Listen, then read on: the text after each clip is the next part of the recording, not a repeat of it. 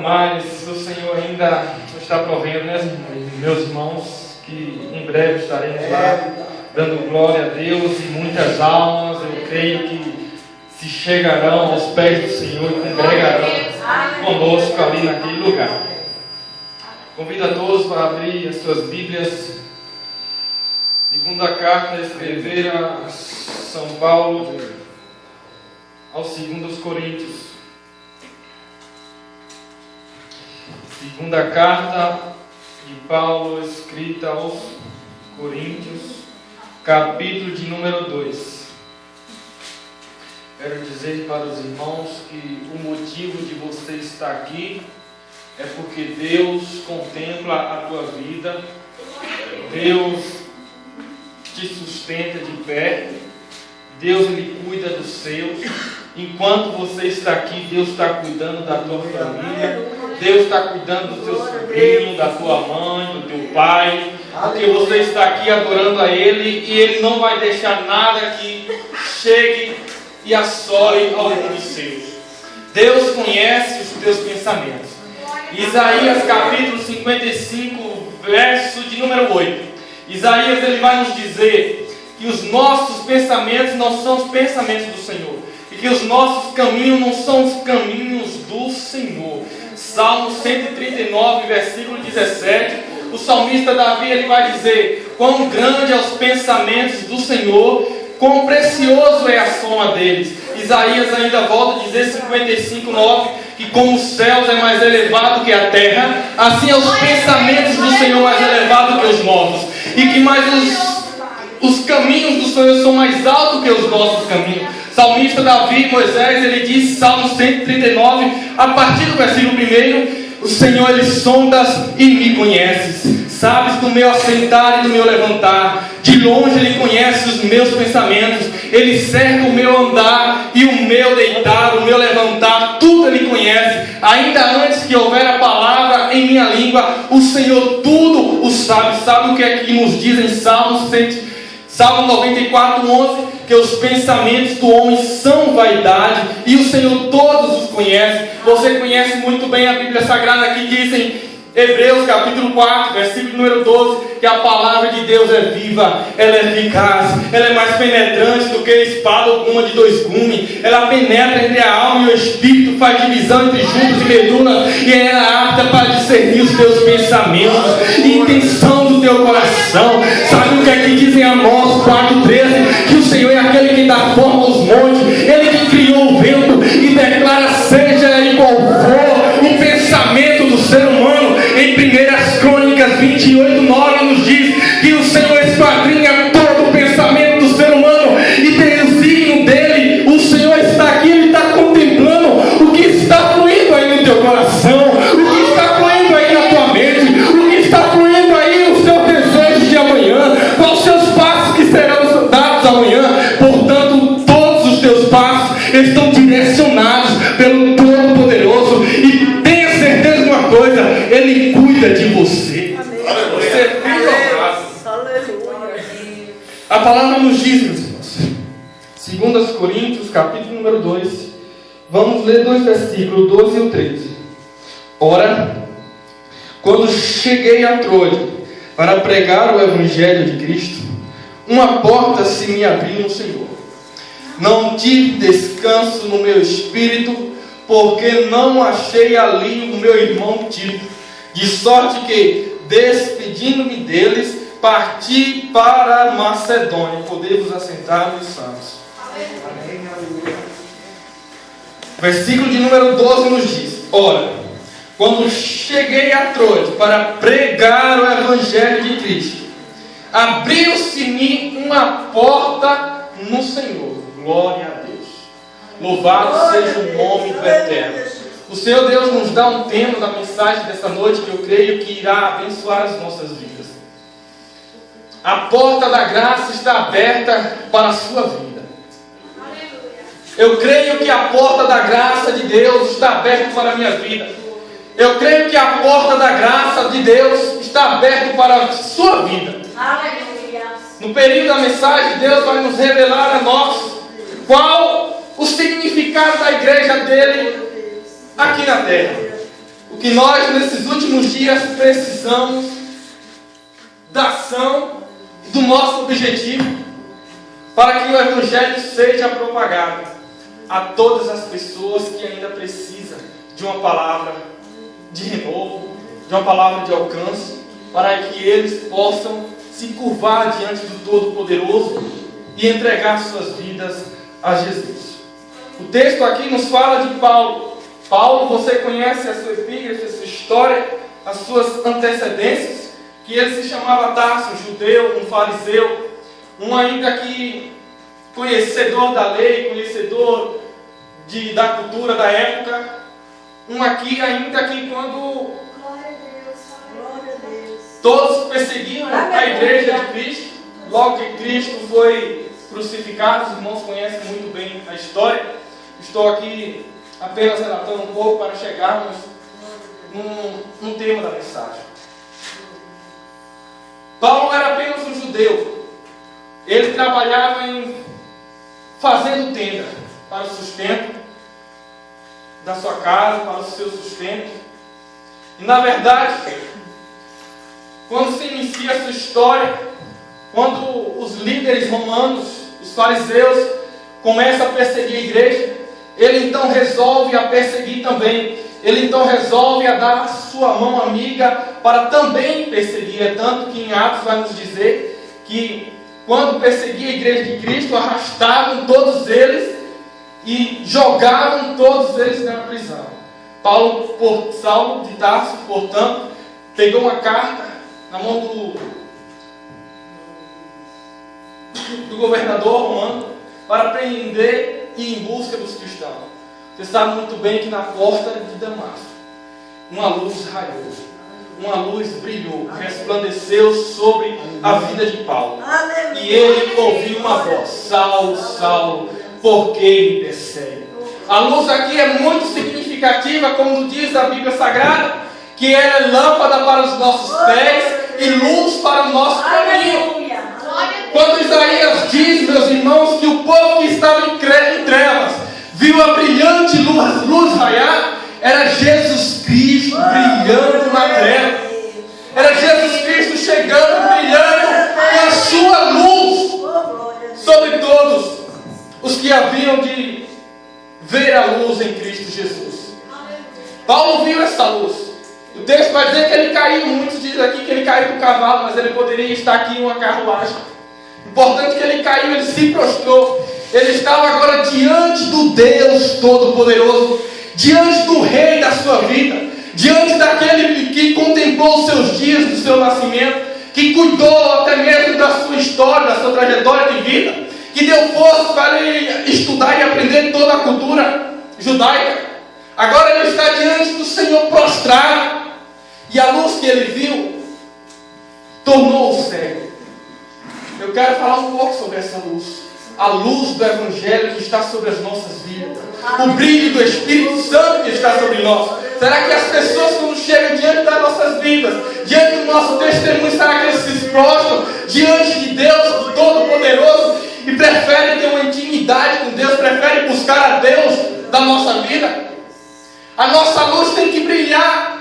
É como que o mundo está vivendo no fundo do poço, num túnel bem escuro. Mas se ele olhar para as nossas vidas, ele tem que ver uma luz brilhando, porque ele tem que achar uma saída. Ele tem que achar, os jovens têm que achar uma saída da droga. A quem vive na prostituição tem que achar uma saída da prostituição. Quem vive uma vida aí contaminada no pecado tem que achar uma saída. E como é que eles vão achar uma saída? É quando ele olha para a igreja, é quando ele olha para o seu testemunho, é quando ele olha para a sua vida diante de Deus e diz: aquela pessoa ali é diferente. Eu quero ser diferente. Eu quero respeitar os meus pais diferente. Eu quero viver bem com o meu patrão na empresa diferente. Eu quero ser diferente. E eles logo sim vão ter e ver uma luz nas nossas vidas. E vão desejar ter uma intimidade com Deus. E logo aqui começou a história de Paulo, que se tornou Paulo na verdade. Deus levou ele para uma casa, passou depois de 3 dias, recuperou a visão. Paulo começa a pregar o Evangelho. O amor pelas vidas, o amor pela obra redentora da cruz, que agora o salvou, lhe tirou do pecado. Agora ele passou a dar exemplo. Agora ele passou em busca daquelas pessoas que precisavam do seu testemunho para mudar de vida.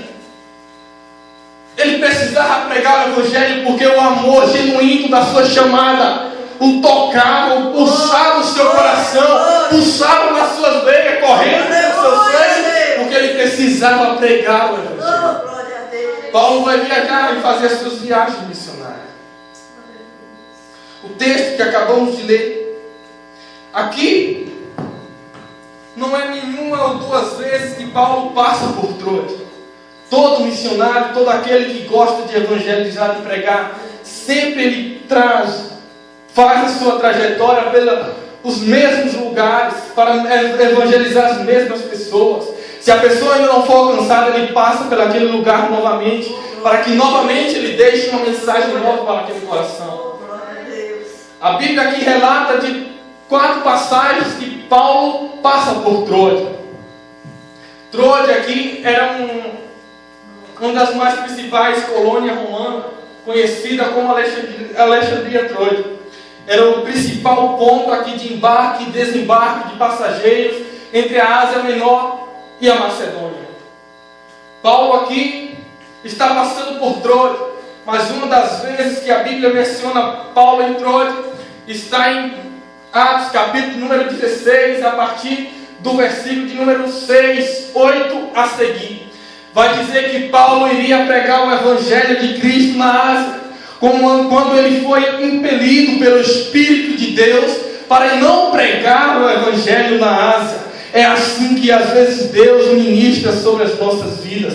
Paulo aqui, meus irmãos, no versículo 8 vai dizer que depois de ele ter passado em Troade, à noite ele teve uma visão de um homem pedindo para que ele passasse para a Macedônia, rogando ajuda e pedindo ajuda de Paulo. Paulo com certeza teria que ir para este lugar, porque ele sabia que pessoas ali estavam precisando de uma ajuda, estavam precisando da sua vida ali naquele lugar. Não é diferente com as nossas vidas. Quem sabe às vezes nós queremos pregar o Evangelho do nosso jeito, como nós queremos, na rua em que nós queremos, no bairro em que nós queremos. Quem sabe às vezes saímos de casa para ir pregar o Evangelho, mas no meio do caminho o Espírito Santo nos toma em outra rua e diz: vai por aqui, porque eu sei a trajetória que vai chegar nos ouvidos das pessoas, de ver o seu testemunho, de ver a sua pregação. Quem sabe você entra pela rua e diz: eu não queria ir por esta rua, mas nessa rua mesmo tem uma pessoa que precisa de ouvir as suas palavras,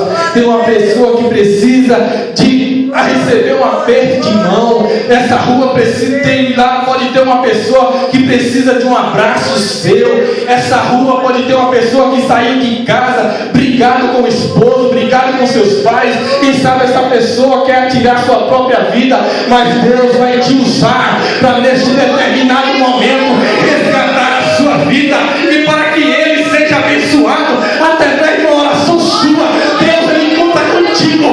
Deus, ele conta contigo. Deus quer que você esteja centralizado e conectado nos céus, para você ter direção no seu caminhar, para você ter direção quando você sai de casa com o seu carro, para você ter direção em que porta você bater, porque aí sim o Espírito Santo vai trabalhar na vida das pessoas e elas serão ricamente abençoadas.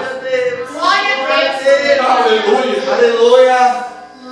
Segunda passagem que Glória a Deus. a Bíblia menciona Paulo em Troade, está no Evangelho de Atos também. Atos, capítulo de número 20.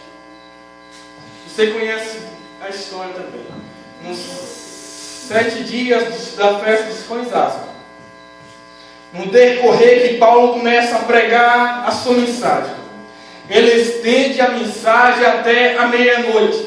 E o jovem Eutico, que estava sentado na janela do primeiro andar, caiu como morto. O texto vai nos dizer claramente que a festa estava acontecendo em Troade. O texto vai dizer que havia luz no lugar, havia muitas luzes. Portanto, o jovem Eutico caiu da janela. Portanto, tem muitas pessoas hoje que às vezes caem da janela. Como isso não significa? Como muitas pessoas hoje vêm para a igreja, mas está desapercebido dentro da igreja. E às vezes essa pessoa precisa realmente de um abraço nosso. Precisa de um apoio. Se você olhar para essas pessoas que não dá nada e ver que ele está caído, e ver que ele não está mais sentindo a presença de Deus, e ter ele como morto, que ele não serve mais para nada, só vem para a igreja por vir, você está enganado. Deus conta contigo. Deus conta com a tua oração. Porque quando o Eutico caiu, Paulo chegou lá e disse: ele não está morto, a alma está ainda nele. E acabou de sem ter feito uma oração, ele saiu daquele lugar e entregou aquele Eutico com vida. Precisamos olhar para a vida das pessoas, mesmo que ele esteja morto, frio, gelado, não sente mais a presença de Deus, não adora, mas nós temos que orar em espírito e dizer: Senhor, eu te entrego a vida daquele jovem, que ele venha receber a sua restauração. Se ele não pregava, que ele volte a pregar. Se ele não cantava, que ele volte a cantar. O Senhor Deus conta contigo. O Senhor Deus conta com a sua oração. O Senhor Deus, ele conta com os seus joelhos dobrados. Eu sinto a presença de Deus contemplando mesmo a pregação aqui no cantinho, mesmo a pregação muito em um ar livre, aqui afastado da cidade, mesmo aqui este culto acontecendo com poucas pessoas. Eu vejo a presença do Espírito Santo nos dizendo: eu canto com a igreja aqui no cantinho. Eu conto com a igreja que está aqui no cantinho.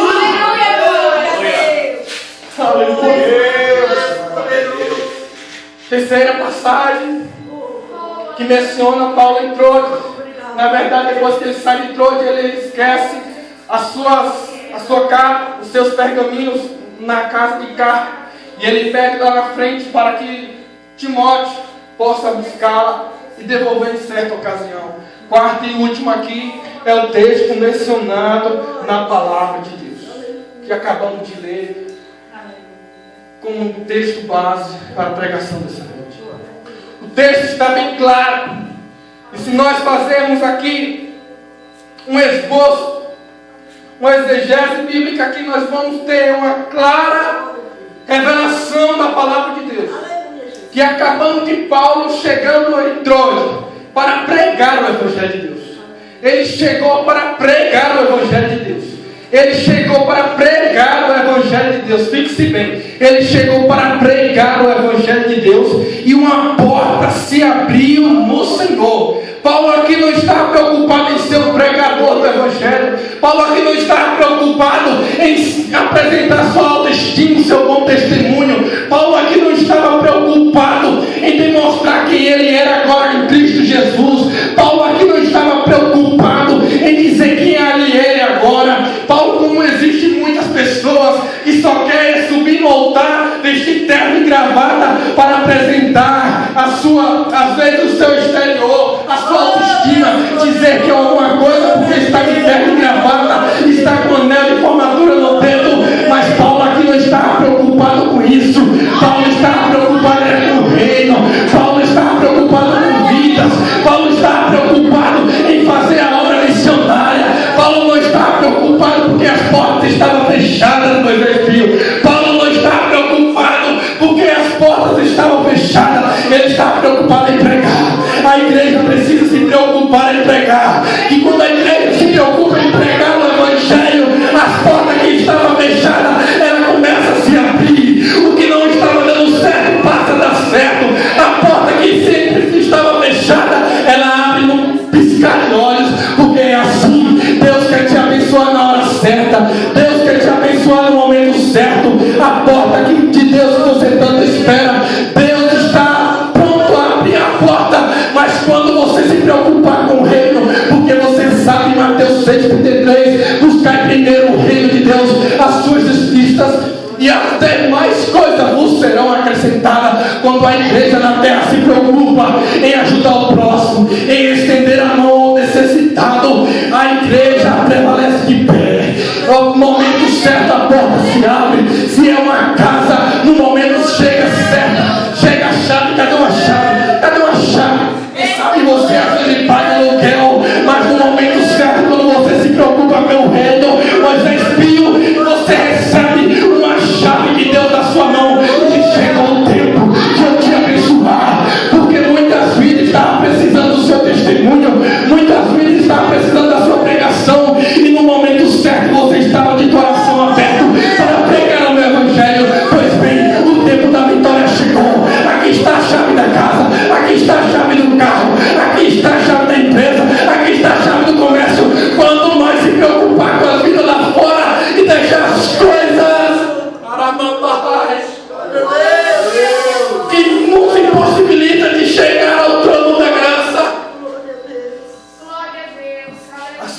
vão se abrir no momento certo.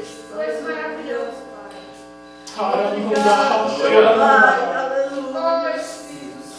Oh meu Pai, oh meu Deus, o Espírito Santo de Deus é fiel. A porta da graça está aberta sobre as nossas vidas.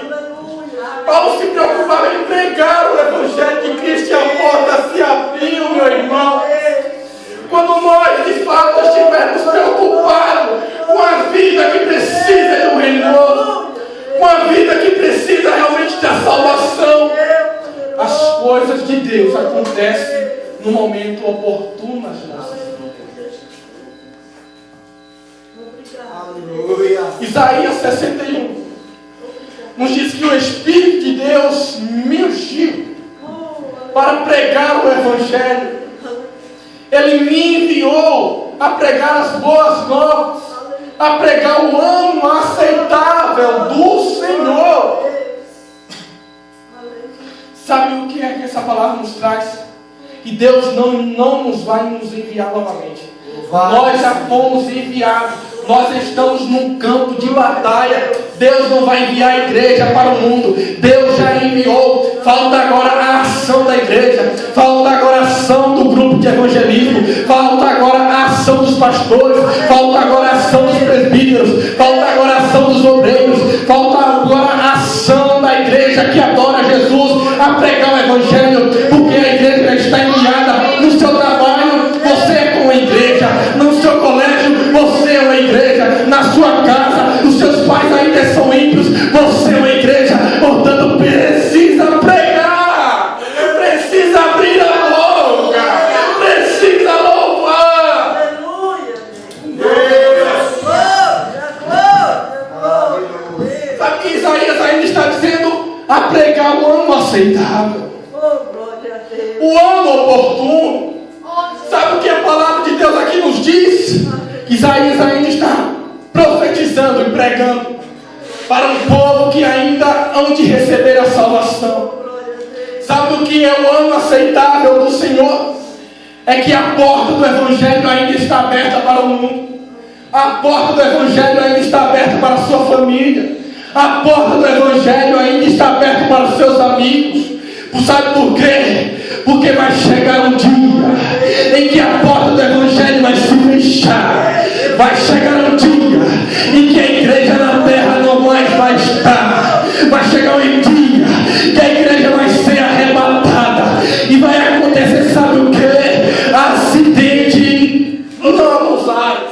Vai acontecer acidente na terra. Vai acontecer grandes terremotos. E quando o mundo procurar a igreja, não mais vai encontrar. Porque quando a porta do Evangelho estava sendo aberta e a igreja pregando, eles não recebiam. Eles não recebiam. Eles rejeitavam. Eles amassavam o folheto e jogavam no chão. Quando você pregava o amor, ele virava as costas e não dava importância. Mas ainda Deus está usando da misericórdia. E ele dizendo, ainda está o ano aceitável. O ano aceitável é o ano da salvação. O ano da salvação, meus irmãos, vai se estender como as 70 semanas de Daniel que se estendeu. Acabaram as 70 semanas de Daniel, não. As 70 semanas de Daniel ainda está fluindo. Jesus ainda está salvando. Jesus ainda está curando. Jesus ainda está manifestando a sua glória. Tu és maravilhoso, Jesus. Aleluia.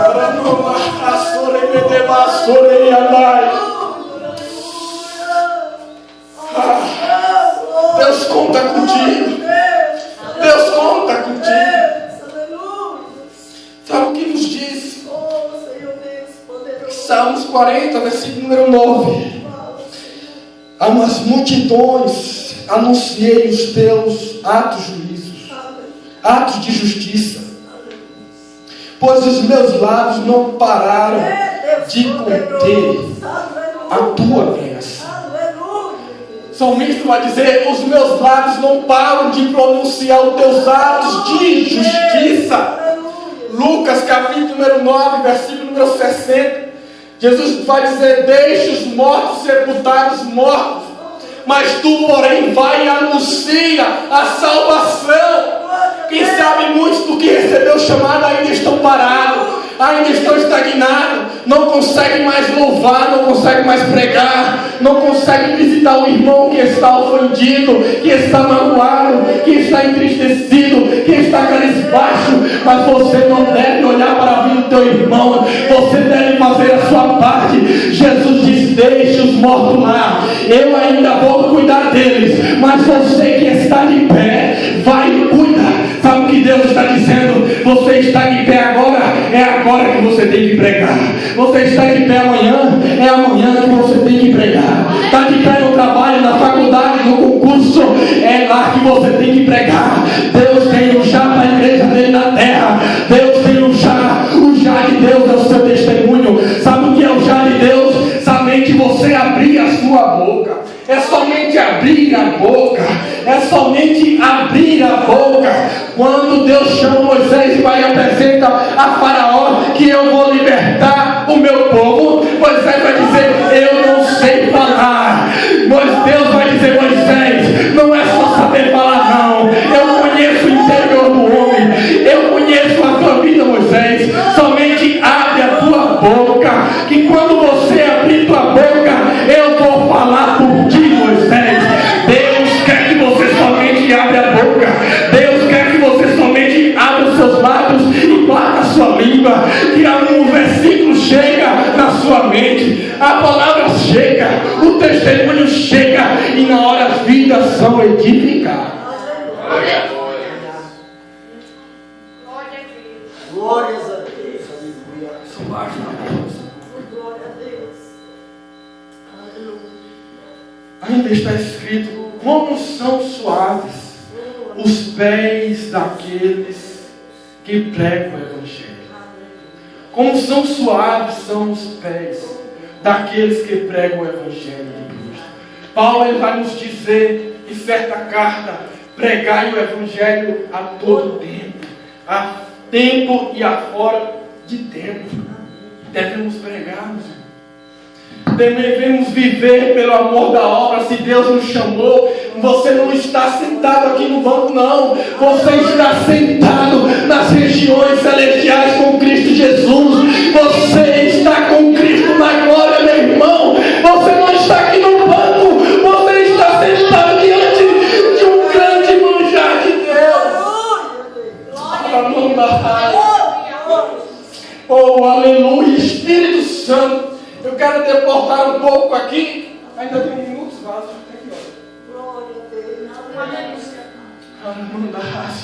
Irei adiantar que eu tenho um pouco ainda para falar. Gênesis capítulo número 2, versículo número 5, vai nos dizer o seguinte: e quando Deus ter feito todo o mundo, mas ainda não havia planta no campo, ainda não havia erva brotava, porque a chuva ainda não caía sobre a terra, e não havia, porém, homem para lavrar a terra. No versículo 6 vai nos dizer que um vapor, porém, subia do solo e regava toda a superfície da terra. Você vai entender a revelação de Deus para as nossas vidas. Chuva, aqui você sabe, tem um significado simbólico, que é sinal de graça de Deus, é sinal de abundância. Chuva é sinal de portas abertas. Chuva, quando você vê um lavrador que está cultivando a sua terra e vem a chuva logo, ele fica feliz. Mas sem chuva tudo morre, não tem prosperidade, não tem como crescer a plantação, não tem como cultivar nada. Portanto, aqui Deus aqui não tinha feito chover sobre a terra, portanto não tinha planta nenhuma sobre a terra. Portanto, a erva ficava debaixo do solo. Portanto, um vapor, foi para cá para você entender melhor. Um vapor subia da terra, debaixo da terra, para regar toda a superfície da terra. Quem sabe, como eu estava pregando aqui, as portas de Deus estão fechadas sobre a sua vida. Quem sabe a chuva de Deus não caiu ainda sobre o teu ministério, sobre a tua família, sobre os teus negócios. Mas sabe o que é interessante aqui? Que Deus não deixava morrer a planta do campo que ainda não tinha feito brotar. A chuva ainda não tinha caído, mas Deus não deixava morrer. Sabe por quê? Porque Ele usava das coisas do chão. Ele tirava do próprio solo, do sol quente, para regar a plantação da terra, para não deixar morrer. Sabe por que você está de pé? É porque Deus pega nas coisas simples, da onde você olha e diz: ali não existe nada, não existe chão, mas Deus está tirando da onde você nunca mais imagina, para permanecer você de pé, para te sustentar.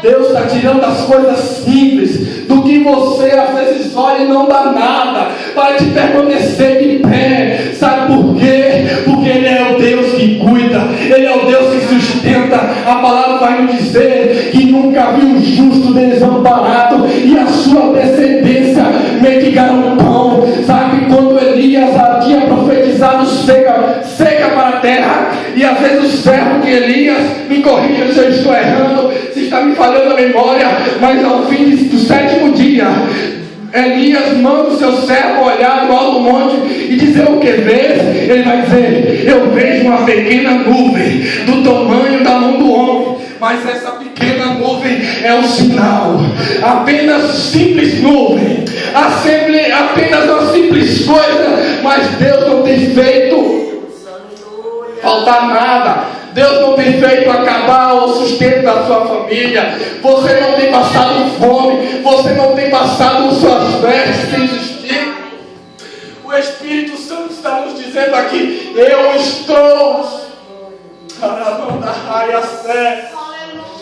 estou sustentando a tua vida, das simples coisas, e é do chão.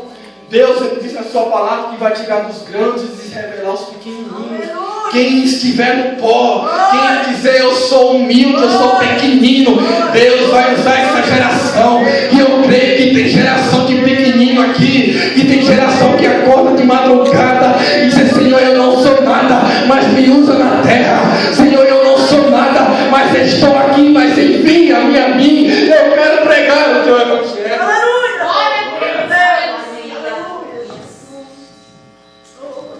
Paulo chegou em Troade para pregar. A porta de Deus se abriu. Mas ele não teve descanso no seu espírito por não ver seu servo Tito, o seu amigo. Amizade é tudo, meu. Paulo sabia muito bem que o seu ministério só foi representado, só foi aceito por conta de uma mão amiga estendida para a vida de Paulo. Barnabé foi quem ajudou Paulo. Se não fosse Barnabé, Paulo não seria o nosso missionário. Ele não teria escrito 13 epístolas, 13 cartas no Evangelho do Novo Testamento. Quando Paulo ele se converte, entrega a sua vida a Jesus, os discípulos ainda estavam com receio de receber Paulo, porque achando que ele estava simplesmente de farsa, simplesmente enganando para prender a igreja. Mas naquele momento Barnabé estendeu a sua mão e disse: não, realmente Paulo se converteu. E todos ali abraçavam a causa. Todos nós precisamos de uma mão amiga. Todos nós precisamos de uma pessoa que nos apoie. Todos nós precisamos de uma pessoa que investe em nós, olha para as nossas vidas e dizer: não, mesmo que todos estão julgando, mesmo que todos estão dizendo que ele falhou, que ele não presta mais, que ele não vai subir no cargo, que Deus não vai colocar ele em algum patamar, nós devemos abraçar e dizer: não, esse aqui realmente está de pé, esse aqui eu confio, esse aqui está comigo, esse aqui eu creio que vai ser um grande missionário na presença de Deus. Quando nós chegamos no culto domingo à noite, eu estou encerrando. É nossa preocupação de observar aquele irmão que estava todo dia no culto e agora não está mais. É nossa preocupação de ver aquele irmão que estava adorando fervente e agora não está mais presente nos cultos, não está mais na escola bíblica dominical, não está mais no culto de doutrina, não está mais no culto de evangelismo. É nosso dever se preocupar pela vida dessas pessoas. É nosso dever de pagar o preço pela vida dela, de ir em busca, de aconselhar, de estender a mão, dizer: não, eu estou contigo, não desanima. As lutas são grandes, mas eu estou aqui, o meu ombro está aqui, a minha mão forte está aqui. Pega essa pessoa no colo, como Barnabé pegou Paulo. Paulo agora sente a preocupação de não ver o irmão Tito, e ele sai angustiado, mas lá na frente ele reencontra o seu servo Tito. Nós devemos pegar essas pessoas no colo, tratar com carinho, tratar com amor, para ele ver a caridade nos nossos peitos e voltar à presença de Deus. Logo ele vai reconhecer que estamos bem cuidados. Deus, ele conta contigo, e a porta da graça está aberta sobre as nossas vidas. Devemos pregar, devemos cuidar, devemos consolidar a vida. Graças a Deus, Moisés Cristo colocou de pé, pastor. Que a igreja de Cristo nos abençoe. Meus irmãos, orem por mim, por nós, um orando pelo outro, a sua vitória.